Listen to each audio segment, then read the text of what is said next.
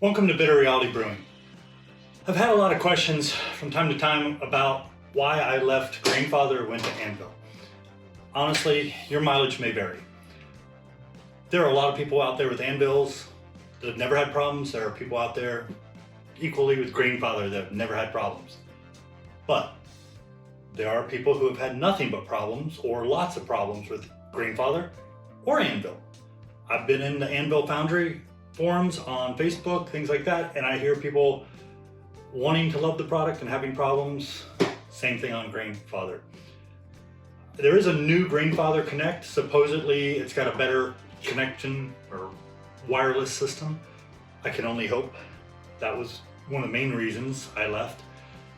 David Heath, Homebrew, does some amazing reviews. Hopefully they'll send him one, even though he's extremely non-biased, which is why I like him. When I hear a review, I don't want to hear it's a sponsor. I get passionate about things that I'm not getting paid for, but it's because I like the product and it does a great job. GrainFather. Price when I bought it was $1,200. Now sells for about $1,000, goes on sale probably twice a year for about $800. And Anvil Foundry is $470. That's with the pump kit. About $100 less without the pump kit, but let's compare apples to apples, so we're going to throw the pump kit in. First of all, we're going to go over some basic specs, and I'm going to show you some extreme details that anybody looking to buy one might really want to know. And that's why I want to show those details. Beyond that, we'll just do some comparisons. First of all, the Anvil, which looks a lot bigger than the GrainFather. Let me make sure the GrainFather is all the way in frame. There we go. The Anvil is too. The Anvil is designed to hold up to 10.5 gallons. The GrainFather is only designed to hold 8 gallons. But there's a difference. The Anvil is designed to do 5-gallon batches. Well, the GrainFather is designed to do 6-gallon batches. You might be going, wait a minute, holds less water, does bigger batches? The malt pipe, or however you want to call it, malt basket, that sits in, or mash basket, that sits inside, has literally almost no dead space between the sides, and then comparable dead space, maybe a little less than that of the Anvil. The Anvil has a great deal of dead space all the way around going down, and then on the bottom it has probably, like I said, probably close to equal. So there's a lot more dead space on the Anvil, and you have to take that into consideration. Other things, they say it's a high flow basket. It's got the grate on the bottom, but it's also got a grater on the sides. It's supposed to help with not getting stuck mashes. On the GrainFather, you have literally, with all the goodies out of here,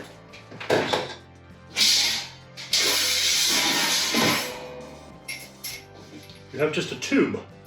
There's no side anything.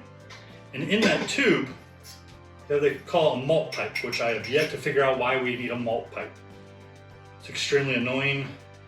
Without a malt pipe, you could put boil in a bag if you're doing wheat or rye heavy and have less stuck sparges. You can get a stuck sparge on the GrainFather easier than you can on the Anvil from personal experience. The only negative with the GrainFather on their malt pipe, and there's a lot of positives, so I'm trying to be as non-biased as possible, is that it's got this little rubber grommet that goes around it. You slide it in. You're not going to slide it in. You got to get it wet and ease it in, and eventually you get it to the bottom and it'll seal. You put your malt pipe on. This then sets down on top of the very top of the grains, and there's another piece that sits in top just to kind of keep the grains from going down in the center and going down to the bottom. In theory, you could take this off, probably find some way to seal the hole and set it in the bottom and actually use it. Well, you wouldn't even have to seal the bottom, but you could put a brew in a bag in here if you were doing extreme wheat or extreme rye, which I have heard people doing on the Anvil. You can't do it with the malt pipe in the way. It's just not going to happen. Now here's the good about the malt pipe, because this malt pipe, I haven't had any stuck sparges. This one, I've had my fair share. I've only gotten efficiencies between 59% on a full 16-pound grain bill to 73% efficiency. I have yet to get over 73% efficiency. I haven't done any, well, I've done one low, which was the one sitting right at about 73% efficiency. Over on the GrainFather, I routinely get between 73 and as high as 80% brewhouse efficiency. So I get much more efficient mashing on the GrainFather. You're thinking, why did he go to the Anvil? There's a lot more details. I can do 20 pounds of grain. You wouldn't think so, but it fits 20 pounds of grain on the GrainFather.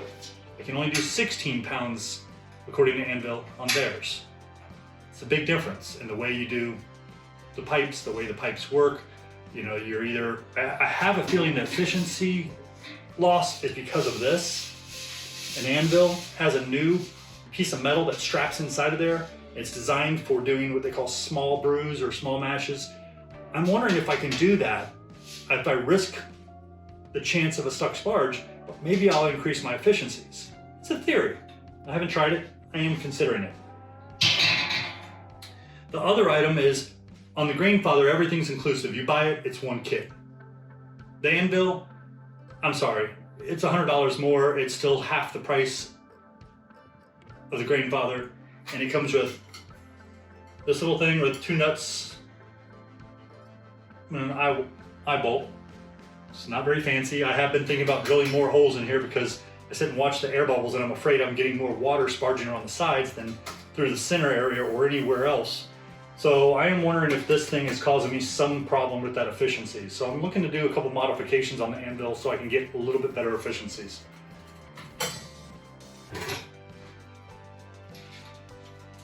That's it. You got your top and bottom. There's nothing else. When you buy the kit that gives you this on the Anvil, you also get the pump. It is extremely efficient. It moves a lot of liquid and it moves it really fast. So they give you a little doodad. You put it on the hose and you tighten it down, and what you're doing is it's a restrictor. You're restricting the amount of flow for the beer or wort to get through, so that way you're not causing a stuck sparge. Because I don't know if you realize that, but if you're running a lot of wort really quickly across the top of that mash bed, you're going to compact it and you're going to get a stuck sparge no matter what. GrainFather, it's very weak. It takes a while to get up there, but it's designed to be that way so that it's keeping a low flow to reduce the chance of stuck sparges. But as I said, I've had my fair share, but I do brew with a lot of wheat and brew with a lot of rye from time to time. Other differences, and there's a lot of differences, but other differences between these two, and these are both all-in-one brew systems. This has a solid state controller, basic standard controller, has a triple element, 1600 watt as 110 to 120 volt, 2800 watt at 220 to 240. The GrainFather, we're only doing the US version, which is only available in 110 volts that I'm aware of, or 120, however you want to say it, which leaves me limited at 1600 watt. Huge, huge difference. And this is one of the reasons I went to the Anvil over the GrainFather, is that they use a high density burner. I work my butt off not to get any kind of scorching on the bottom, try to figure out ways to not to get any scorching. I get scorching. Over here, low density burners. Means that the heat is more evenly distributed and it's not all concentrated in one area, so I'm not getting very, very intense hot spots. The problem is when you start to get a scorch during mash, this is in there. You can't wipe the bottom. The problem is when you get a scorch, I could do this on the bottom with the wood and make sure that I'm not getting any kind of malt or anything stuck to the bottom. But the problem is, this is in the way. And I can't take this out and move it, do that and put it back. It just doesn't work. I can't do it over here either in the middle of the mash, at least it's not recommended, but I don't have that problem over here. So it's one less issue and it's a huge headache. And you may go, oh, so you had a little scorch. It's not that easy.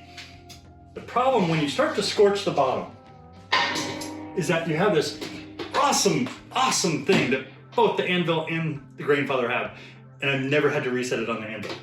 I've had to reset it more times than I can count on the GrainFather. It's a little button, and it's on the very bottom as you're leaning all your hot liquid to the side, hoping not to burn yourself or anything else. This is scalding hot. And you're resetting it. And you're trying to get this thing to go again. And the problem is you have a scorch on the bottom. So you can reset it to your heart's content. It's not gonna work. There's a great deal more detail to that, and I'll get into that, but that's extremely frustrating. Extremely frustrating. I don't understand why the new GrainFather didn't have the ability to go between 110, 120, and 210, or 220 to 240 in the US version. That would have been awesome. The low density burners, to me, was a no-brainer. I mean, I'm watching all these companies now offering either 110 or 220, or, yep, I'm getting there. The Anvil has a simple little switch. It seems so ingenious that everybody would want to do it. Maybe they have a patent on it, I don't know. Doubtful. You take the screw out, you move it over, you push a button. That's it. You're on 240 or 220, however you want to call it. Now, of course, your wall socket has to support it. I still have a regular plug. I have an adapter. I plug in and I go right to 220. And I'm sitting at, I think it's 20 amps even. I'm not even on real high amps. And it works beautifully. I have no issues. And the water heats up twice as fast. Everything seems to go incredibly fast compared to at 110, which the Anvil can do 110. And honestly, the 110 is a feature you need here in the US because most people have 110 and 220 isn't always available unless they go disconnect their dryer, or if they're in an apartment, they may not even have that as an ability. They may have no choice but to use 110. But when you finally get the ability to switch to 220 and all you have to do is press a button, I mean, for the love of God, that is like eureka. That is a huge, huge benefit. I can heat faster. I still have the low density burners. I'm not scorching. That's awesome. So now, over on the GrainFather, they have a PID controller. It's supposed to be more accurate, and I believe it is, because usually I only saw it going within one, every now and then 2 degrees of difference, but they don't always show you what the difference is until you change the temp, and then all of a sudden you see it jump.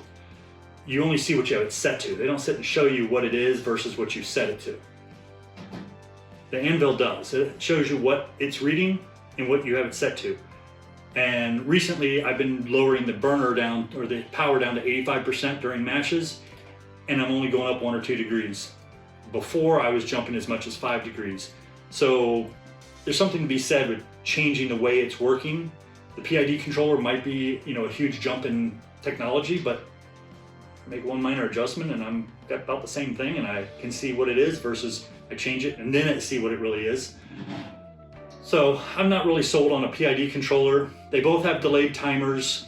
I will say everything to do with timing and things like that on the GrainFather is so much easier. This, you have to kind of almost program it, so I haven't used it. I really have no use for it at this time. Double walled construction. It's thick.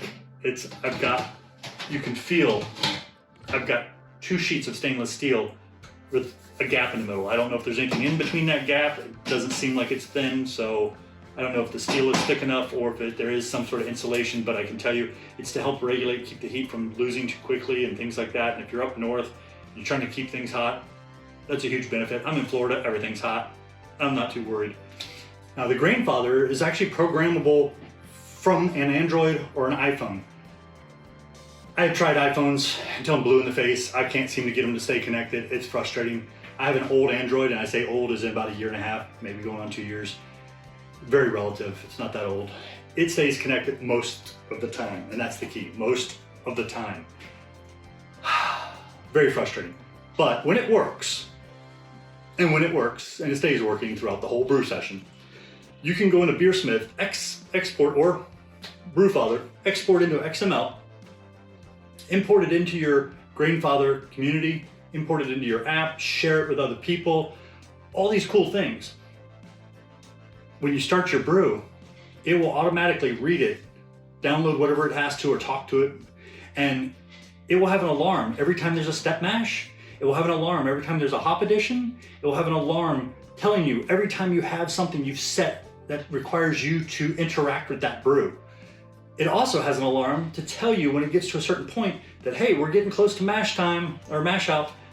Heat up your sparge water if you're sparging. It'll tell you that. So that's really awesome, especially for newer brewers.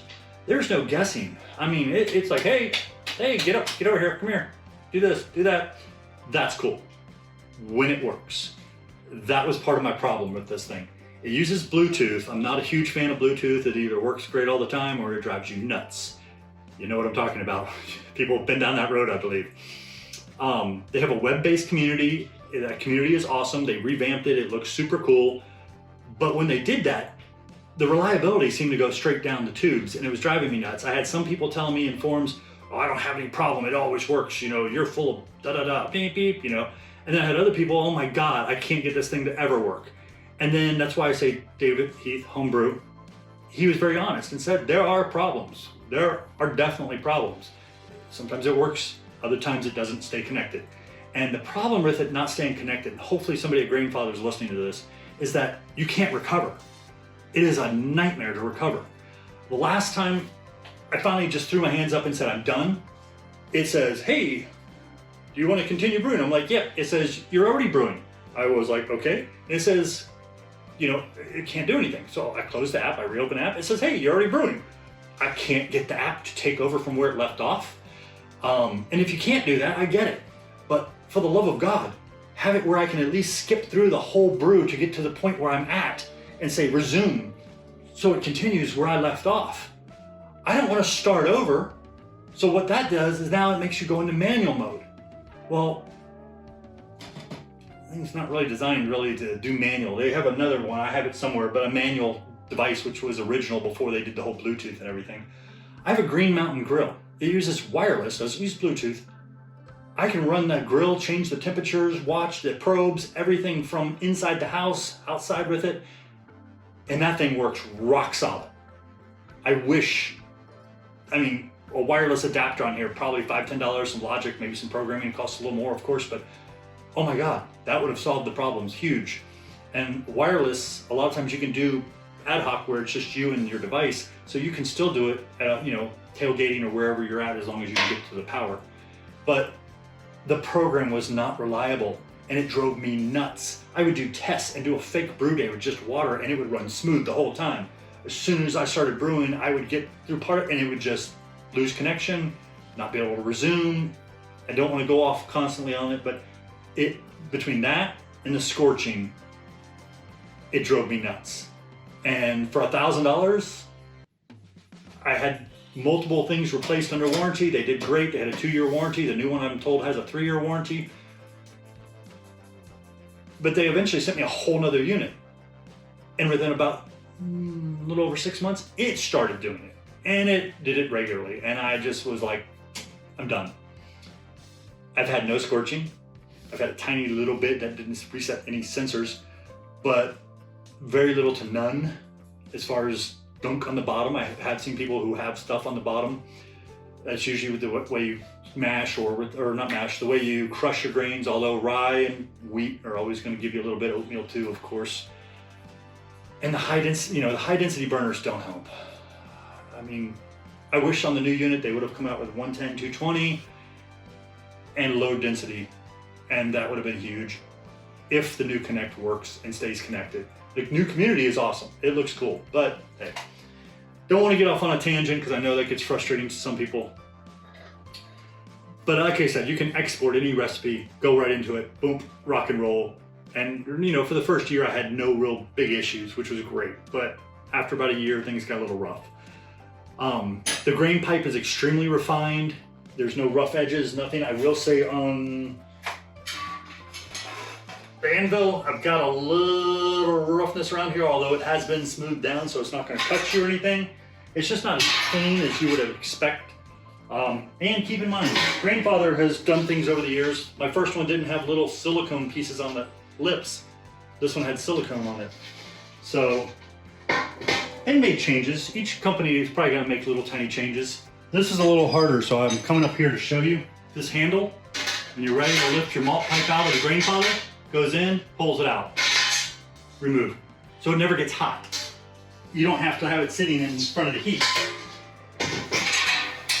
The Anvil, it's already attached. You can pull it apart, but you're not gonna get it back together while it's inside the unit. That gets very hot. So when you're gonna pull it out, you need silicone glove or you need some sort of glove to protect your hands because it gets really hot. Your chilling system. Counterflow. Now this counterflow, based on counterflows, is designed to go directly into your carboy from the system. But they've also shown videos before where this thing is going through here, sitting on top of the glass dome and going and recirculating. So most people, that's how they use it when they first get it. Honestly, that's how I use it because my water doesn't get cold enough to go directly into a carboy. What I had found as a hack is setting it to the side, letting it do its little counterflow chill, while I was also running a recirculation pump with an immersion chiller, not this one, but a similar copper one, inside. So I was kind of running two chillers at the same time to get my temperatures down. Because there's things on their website that say this takes 20 minutes, and there's other places on their website that takes 30 minutes. I'm gonna go with it's always taken me at least 30 minutes or longer. I don't know if I've ever got it done in 30 minutes, to be honest. So it takes a while, and my water is warmer. Don't know which water they're comparing. On the Anvil, just like the Mash and Boil and all those others out there, it's just a nice, simple stainless steel, easy to clean immersion chiller. I always thought this was cooler, but I feel this is safer because I know it's clean. This, I'm never gonna be able to see the inside, so I'm always gonna be trying to sterilize it, and then I'm always gonna have to recirculate the wort through it for a while just to make sure I know everything inside's dead while it's boiling.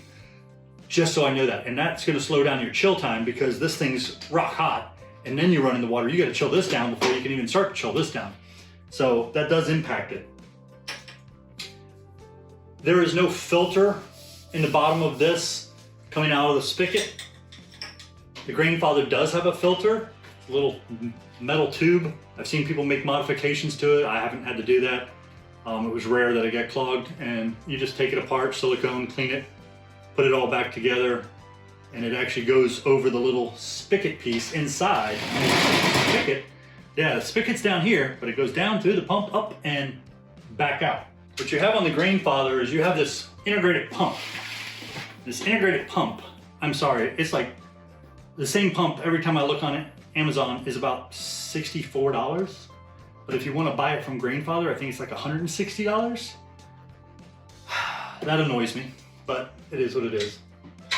You have this. And when you're running the wort through on the mash, simply stick it in here. It sits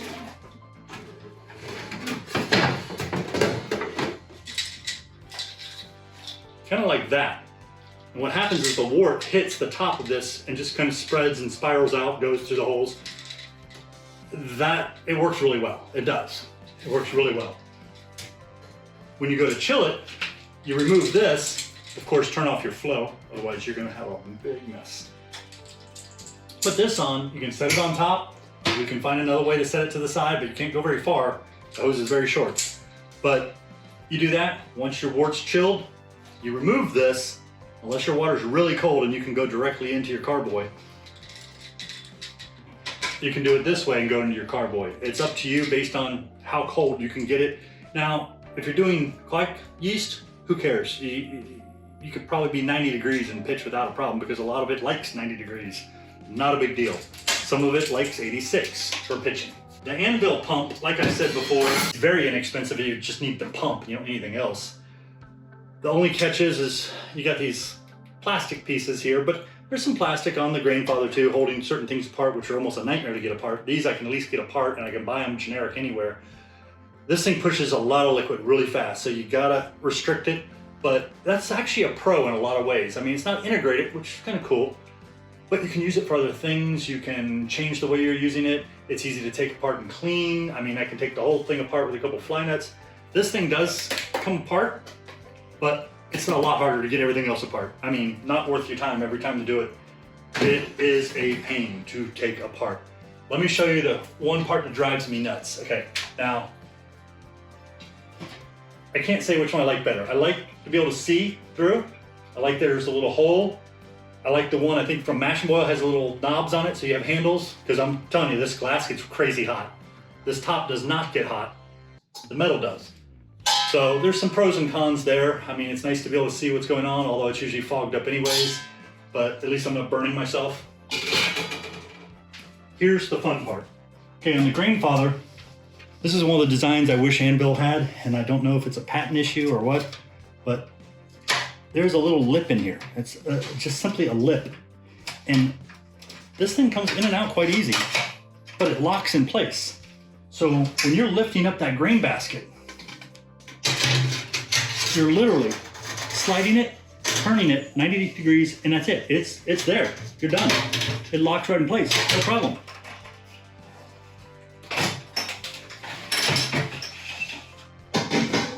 On the Anvil, one of my little pet peeves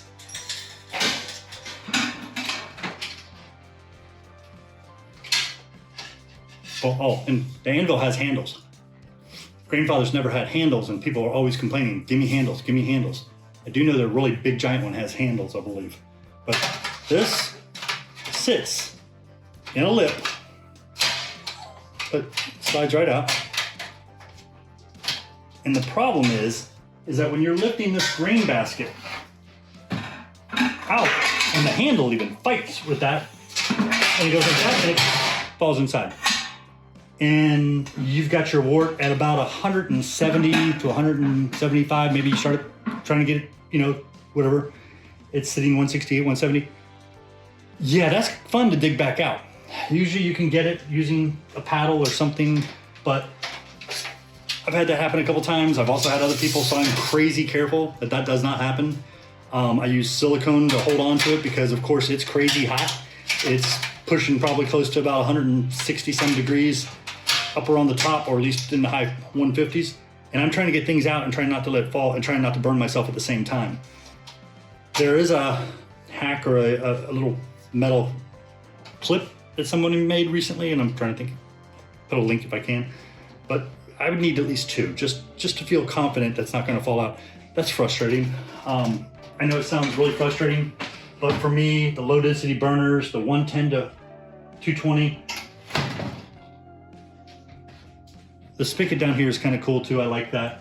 This is not sophisticated. There's no having to read a book to figure out how to use it. Over here, everybody has to, hey, how do you change from Celsius to Fahrenheit? There's a little more going on, a little harder to figure certain things out. It's not overly complex, but you're gonna have to look it up. So, not as refined, a very simple design, and I don't mean that in an insulting way. I mean, there are certain things they've done great, but the 120 to 240 is ingenious. The ability to make everything easy is, trust me, it's a huge thing. The low density burners, huge, and half the price of the GrainFather. So you get a lot of refinement with the GrainFather, but it's missing a lot. And I don't think they're really hard things to add. So I would think that they've already been working on this. Sadly, when they came out with a new one, it sounded like a patch. It didn't sound like a complete overhaul, which it really needed to be. You know, lower efficiencies, which, like I said, though, I'm gonna try, see if I can get the efficiencies up using that little modification. I have a feeling it'll work. A little more chance of a stuck sparge. I'm not too worried there. So that's it. Thanks for joining us at Bitter Reality Brewing. Don't forget, like, subscribe. Let me know what you think. Give me some comments, good, bad, things I missed, because I know there's a lot of stuff out there about these two. And I probably didn't go quite into as much detail as I needed to. Other people are gonna go, oh my God, too much detail. Get from it what you want. I'm just trying to give you my honest opinion of the two, and it is, like I said, my opinion.